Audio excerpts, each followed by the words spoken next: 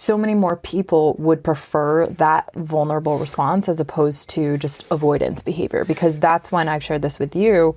What women will experience is that avoidance, and then they'll start to ask, like, was it something that I said, or something, like internalize that avoidance instead of actually knowing it's a lack of skill that is a self-protective mechanism getting activated, aka fear beginning to manifest itself. If your quick reaction is, I'm super self-aware, you're definitely not.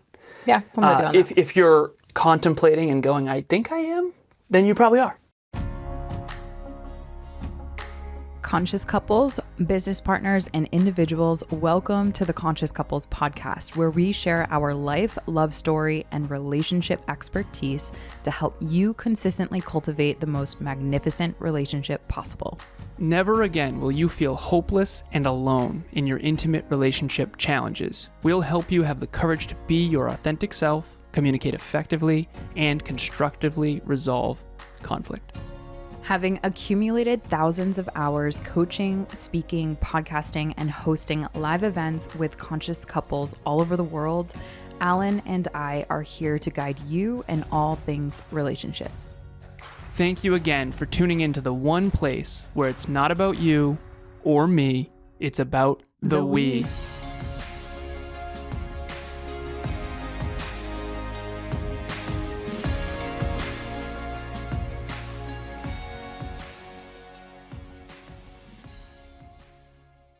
Conscious couples and individuals, welcome back to another episode of the one and only Conscious Couples podcast. Today we have episode 225. Are you afraid to mess up your relationship? This is actually take 2 because Emilia last time did woo with fear. Little ghost. Yeah, exactly. So before we jump into this episode, I want to remind everyone why we are here. We are here to improve your relationship from the inside out.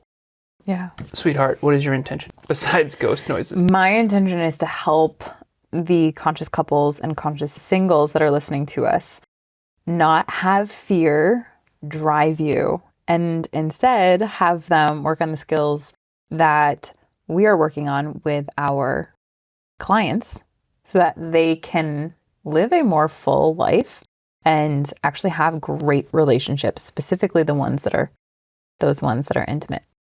Yeah, fear will trap us in a cage if we let it. Yeah. So the core of this episode, fear manifests itself. We have a client, Relationship Talks Coaching Inside Out program client, who dated a woman for 2 different times. They went on 3 dates the first time, and then he felt like he screwed it up, and then he reconnected with her again, and they went on 3 more dates. And the second time that they dated, she felt like he couldn't be emotionally intimate. Yeah. And didn't really want to get to know her at the deepest level, and vice versa. He kind of was incapable of going deeper, and she wanted more emotional intimacy. Yeah. He is now potentially reconnecting with her, and regardless of what happens with that, and we know you're watching and listening, he listens every day, actually, trying to catch up on all the old episodes. Yeah. So regardless of what happens with this, we wanted to do an episode on fear manifests itself because he cared so much about this working that he actually ended up making it not work. It's actually a common thing, right? We care so much, and therefore we have something to lose, and so we end up second-guessing ourselves or doubting ourselves or acting all weird and stuff. Or quite literally what happens, and we showed this client, blood flow changes from the brain to just your limbic system, and so you lose access to the skills that you did have, what you do care about. Like, so you don't actually show up as your true authentic self, and that definitely changes the dynamic when you initially started as that. So I have a good metaphor for this. Have you ever heard, I forget what song it is, but it says, hold on loosely, but don't let go? Okay, well, this is before Emilia's time.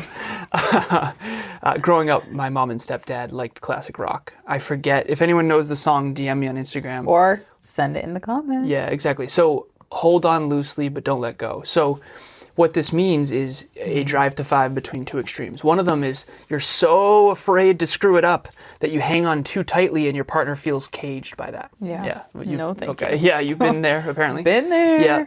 And then the other one is you just are apathetic and don't care at all. You need to be in the sweet spot of, yes, I'm fearful of screwing this up, and I'm going to live courageously and vulnerably, which we're going to talk about the ABCs. Before we do that, the Conscious Couples ABCs, which we just created, we're going to get into that in a second, but this is a place I want to go that I didn't expect to. So I told Emilia that in my early 20s, I counted cards in blackjack. I had a roommate of mine in college. His name was Evan. And Evan saw my proclivity for gambling and my ability to win in blackjack. And so he gave me money to play on his behalf as an investment. Wow. Yeah. What a smart guy. Right. Okay. So, yeah. He said, but when I give you this money, you can't play with scared money. Interesting. So there's a concept called scared money where I don't want you to no longer be objective because it's my money. Because if it's my money and I lose it, whatever, no big deal. But if my buddy trusts me and invests in me, and we ended up winning a bunch, but he doesn't want me to play with scared money because in blackjack, it's all probabilities. And if you count cards, there's something called a hot deck. And he basically was fearful that because it was his money, I wouldn't do the objective, rational thing because I'd be too emotional and too fearful of losing the money, which would then manifest into me doing the wrong thing and then losing the money. Exactly. So I think it's a good metaphor where you have to admit that fear is there. You have to acknowledge and look that in the face. You have to accept it. And then you have to move forward courageously, knowing that your tendency is going to be to overswing one way or the other. Well, I think what's fascinating about that metaphor, love, is that when it comes to money, that's very, very, like, there's a lot to lose underneath that. There's so much of our nervous system that's intertwined with losing money. Just like in a relationship, our nervous system is as equally, if not more, intertwined with priming the loss of any connection that we feel really deeply pulled to. So, for example, with this Relationship Talks Inside Out coaching client, this person was actually so attracted to this person and wanted to know this person way more. Wanted to understand who she was, what made her who she is today, what made her the amazing woman that he really saw her as someone who, out of all the people in his life, has been able to help him feel safe to be his truest self. And so when that happens, and we get around people that we really connect with on the intimate level, on the heart level, there's so much to lose. So we quote unquote play with scared money. And this is what that client had done. He was afraid of losing matters of the heart, and as a result of that, it didn't leave him available to be courageous. When I say be objective, what do you think about? Because fear makes it so that your prefrontal cortex shuts down and you're unable to be rational. And so when you care so much about someone or something, sometimes that ends up destroying the very thing you care about because you're incapable of being rational. And what we did with this client that you were on at this point in time, we had actually pulled up a 3D model of the brain. And I had explained to him essentially what he's happening is blood flow. It's not like prefrontal cortex just shuts down. There's a shift in the blood flow. When we're fearful, we literally are fearful of losing something. We shift the blood flow to the that's extremities. Happening our brain, exactly, to the extremities. And specifically with the brain, it's not up here on that being rational, being the version of you that you want to show up with your partner, which also includes being vulnerable and whatnot. Instead, it's shifting blood flow down to, let's just say, the amygdala and the hippocampus, and not necessarily where you want the blood flow for something like that. Fight, freeze, fawn, trauma responses. What was the other one? Flop. Fight, flight, freeze, fawn, and flop. Yeah. And when you do those, so imagine you're fearful. You care so much about your partner that you're fearful. So then you go into that trauma response, fight, flight, freeze, fawn, or flop. And then you screw up the relationship because of that. Yeah. When if you'd be better off almost not caring or being apathetic, because then at least you could be rational. So one of the things that I've found coaching couples is the more that someone cares about their partner, in some ways it's almost more likely they screw up the relationship. And that's really unfortunate. You and I, in the beginning of our relationship, we both just said, don't screw this up. Yeah. And a lot of people would say, well, if you're so afraid to screw it up, you're going to manifest screwing it up. No. We were being humble. We were being humble, and we were saying, like, okay, I'm going to look this fear in the face. Yeah. I don't want to screw this up. I'm going to do this one right. Mm-hmm. And I'm not going to play so scared that I'm not actually authentically me, but I'm going to actually have the courage and vulnerability to be fully me. Exactly. And hope that that is what's best. Yeah, absolutely. So, like roll the dice in that. And one, just to kind of give some of the listeners some context for this client, when the woman in the relationship that when he was dating would ask questions about himself, like deeper questions about like not just surface level, what's your favorite color questions. Yeah, but what's your relationship with your family? What's your relationship with your family? His stress response, he had gone into a freeze response, and then he would shut down, which is the flop. Technically. And she would take that as, okay, he doesn't want to let me in. On the surface, what it looked like was him just, he avoided.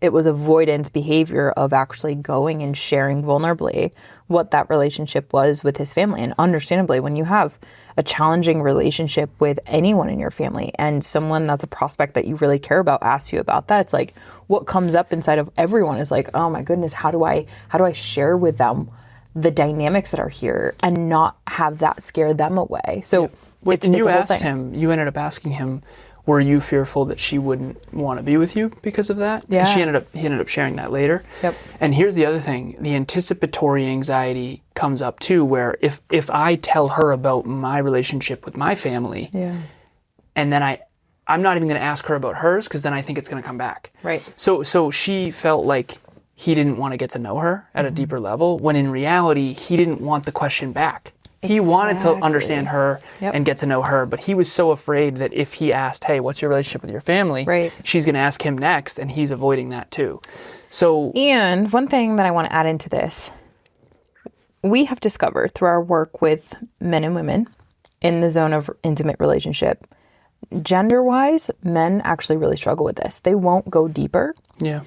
In terms of the questions like this. So ladies, if you've experienced this, now I hope you can have a breath of fresh air or at least some relief because your intuition kind of knew.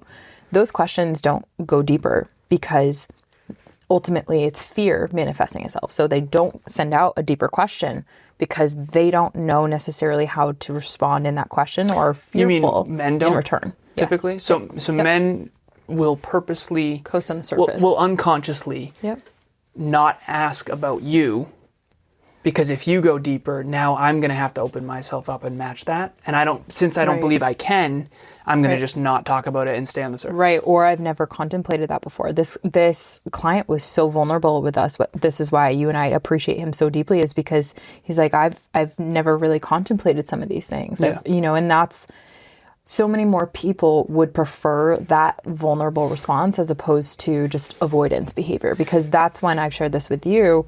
What women will experience is that avoidance, and then they'll start to ask, like, was it something that I said or something, like internalize that avoidance instead of actually knowing it's a lack of skill that is a self-protective mechanism getting activated, aka fear beginning to manifest itself. So the more you really want to be with someone, the more likely you fuck it up, basically. And that is, it's so interesting. Yeah. Because we can't be rational if we actually really care. We're invested, right? The more you care, the harder it is to be rational. Exactly. Yeah, but that doesn't mean you can't. You just have to learn how to do it. Exactly. So let's talk about this.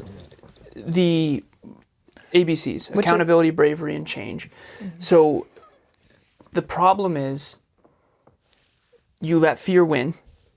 Why does that happen? I want to just do a quick pit stop on that. What we're talking about in this is dysregulation. And we've had episodes that talk about regulation and emotional intelligence.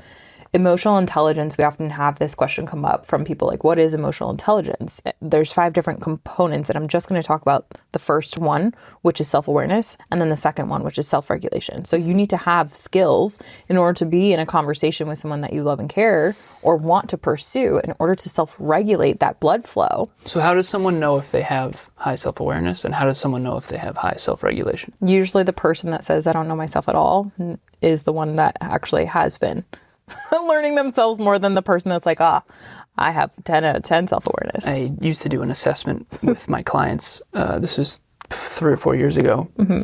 And the manifestation equation, one of them is self-awareness. And I'm going to use two different examples. So curious. So the least self-aware client, he's no longer a client. He did not have high self-awareness at all. And we went through and we used to do 0 to 10. Mm-hmm. And we got to self-awareness. He's like, 10. I'm not kidding. And I was like, Right. Mm-hmm. The person who actually has pretty high self-awareness, she was like, oh, for me, I just don't understand myself at all. And I was like, that is not your issue. You know what it is? You don't know the economy at all. And she is probably listening, by the way. It's funny. But the truth is yeah, it's so paradoxical. It's like someone saying, I'm so humble.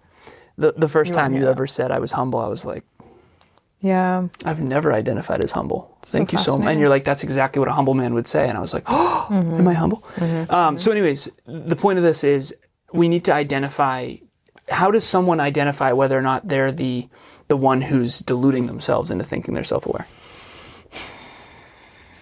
I don't even know how to answer that or where to begin. That's a whole conversation, in my opinion. Maybe you have a better approach to that. I'm also mindful. If your quick reaction is, I'm super self-aware, you're definitely not. Yeah, I'm with you on that. If you're contemplating and going, I think I am, then you probably are. You're more than most people. Yeah, exactly. Sure. And again, this is all dependent on statistics and all that kind of stuff too. Yeah. Number 2 is self-regulation. So this one isn't as difficult. If you aren't self-regulated, you have a really hard time controlling your own temperament and your own behavior. Right. So this, for example, this is where people go initially to temper, but dysregulation is also not the explosive type. It's also the collapse and the avoidance. And that's what this client was going through. Very dysregulated and then would avoid. Can you articulate for us what you would observe if someone was good at self-regulation? Yeah, likely if it, like in the moment, if they were like kind of sitting together. Yeah. No, in general. Okay. What you would see in a person is that they're breathing usually from the bottom of their belly, so their diaphragm. They're not up here. Fair. Let's do better. Who's someone who you think is very good at self-regulation? Someone that I can say. No, don't give me a name. Just think of them. Do you have them in your head? Yeah, I was going to say in context, I would give this to Bianca Thomas, my partner at Evolve Ventures. And I would say that because obviously she's someone who is well therapied, but she's also really worked on her regulation skills. Perfect. Okay, good. So Bianca, shout out to you. And she's a client of mine as well. So what would you notice about Bianca? Like, imagine no one knows her. Yeah. And we all hung out. What would you notice? What would be observable? One of the problems, you don't want to know why the inner work is so annoying. There's nothing tangible. It's so hard to notice. There is. Usually number one, so this is obviously there's asterisks to everything, but usually the pace by which someone's walking on their quote unquote baseline, how they're breathing. I know that's, again, quote unquote, not observable. Their body language. Also, when people are dysregulated, they're either way over puffed up, or shrinking, or really shrinking, right, shutting down. And so people that like have a natural posture that's not over or under, that's very observable. That's a good one. That's a good one. Posture is a good one. Posture is a great way to share that. We could keep going. I mean, depends on how they are able to stay present in the conversation. Eye contact is a really good example. Nice. People that are able to be dysregulated fast What would be some indicators of bad? Because one of the ones that I go to, and I actually am curious of your take on this, if you are unable of controlling your own behavior, I feel like you suck at self-regulation. 100%. I'm with you. Because it's just impulse control. Yeah. Like I tweaked my knee in the gym yesterday a bit. And I had to sit with it. And I was like, okay, and you knew. Oh, yeah. And I was like, okay, Alan, what can you do? Yeah. Like, this happened. You're frustrated. But what can you do? All right, we're going to do some abs, and then we're going to go for a run. And I was slow at first with the run, and then I saw what I could do. I'm not going to do heavy squats today. I had to work through the discomfort of my own mistake and then get back on the horse toward my goals. The opposite would be you slamming gym equipment around, you externalizing your behavior and exploding. Or shutting down completely and leaving the gym. Or just moping. And exactly. So exactly. So I think we should kind of get back to what we had written down, which is the fear manifesting itself, right? We got on this because of the fact that dysregulation, that was related to the blood flow that we talked about. But when you really care about something, your behaviors start to change because of likely the dysregulation. So self-awareness is, these are the things that tend to throw me off balance or off course. Right. Okay? And for him, it was talking about family. Nice. And then self-regulation is, when I do get thrown off the horse, how quickly do I get back on and back to center? Exactly. All right. And then so the solution, so the problem is, you let fear win. You actually do care, and you either overly blow out the candle by smothering it, or you pretend you don't care at all, which destroys it. Right. And then it dies on the vine. Right. Present the solution. ABCs, we got to go here. Accountability, bravery, and change. These are the CCP, Conscious Couples Podcast, ABCs. This is the solution. So last night when I was on the call with him, I had asked him a couple of true or false, and this was earlier this week as well. And I said, true or false? You're fearful that you sharing about this family stuff would scare her away. And he said, true. And I said, okay. Oh, yeah. I was there for this. You were there for that one. The one last night that I asked him, I said, so you're fearful that that scaring away would happen again if you were actually to be vulnerable. And let me ask you this. Do you believe in your ability to apologize if you do mess it up? And he's like, yeah. I was like, are you someone who takes accountability? You take ownership, you apply your work ethic, even if you don't know how to make things perfect? He's like, yeah. And I'm like, okay, so if you do mess it up, likely your brain is skewing you to the worst case scenario, catastrophizing, et cetera, and what that's going to do. And therefore, she's going to be unforgiving. Is that fair to say? He said, yeah, actually, I was so surprised at how well she took my apology for messing things up before. I said, awesome.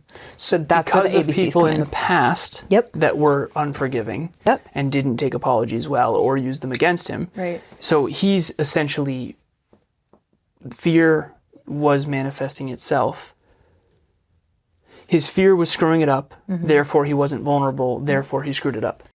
And this is what sabotage really is, essentially. It's unconscious self-sabotage because you actually do care, where she took that as, okay, he doesn't care to get to know me. And it's the exact opposite. He actually cares about getting to know you so much that he actually shut down instead of leaned into courage, which is why courage, humility, and vulnerability is so important. Important. Accountability, bravery, and change, the ABCs of the Conscious Couples podcast. Accountability, I did that.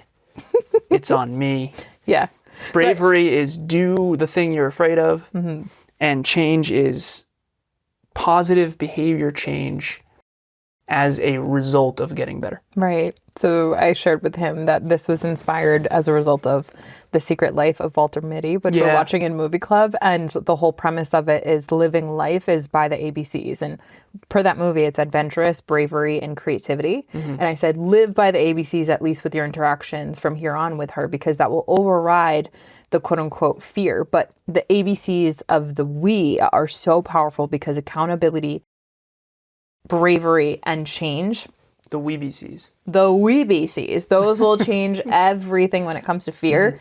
And honestly, if you live by that, you will not have fear manifesting itself again and again. Real quick, plug Movie Club for everybody. Movie Club, Evolve Movie Club. We watch a new movie every single month. And the link will be in the show notes to register. Correct. Registration is free. Registration is free. I'm there. I've been at every one. It's a blast. It is. Yeah. It's if you want to go deep with people who are for evolving to become their best self, we watch movies as an excuse to do that. And then we get together once a month to discuss it. So to become a member, it's free. Go ahead and click that link. Yeah, it's a private, behind-the-scenes, in-Zoom virtual gathering. It's a great space where you can contemplate your own life through these films. Awesome. Huge fan. Also, on the 18th of June, we have a free Relationship Talks virtual event. This will be our 60th event. And if you have not done your free Relationship Talks coaching breakthrough session with Emilia and I, that is a huge mistake on your part. I always love making you laugh. Do that now. That is free. It's in the show notes. Anything you want to add before we go? Don't let fear manifest itself. Yes. You are in control more than you think. And if someone sabotaged a relationship with you on accident, maybe they cared more than you thought. Maybe. Yes. And or maybe they're a dingus. Okay. I know you'd laugh at that too. So as always, it's not about you or me. It's about the we. We'll talk to you next time. Thanks for joining us for another episode of the Conscious Couples podcast. We love connecting with the Conscious Couples community, so please check the show notes to connect with us and say hello on social media. If you and your partner resonated with this episode, please leave us a 5-star review at the link in the show notes and share this with someone you love. Until next time, it's not about you or me, it's about the we. We'll talk to you next time.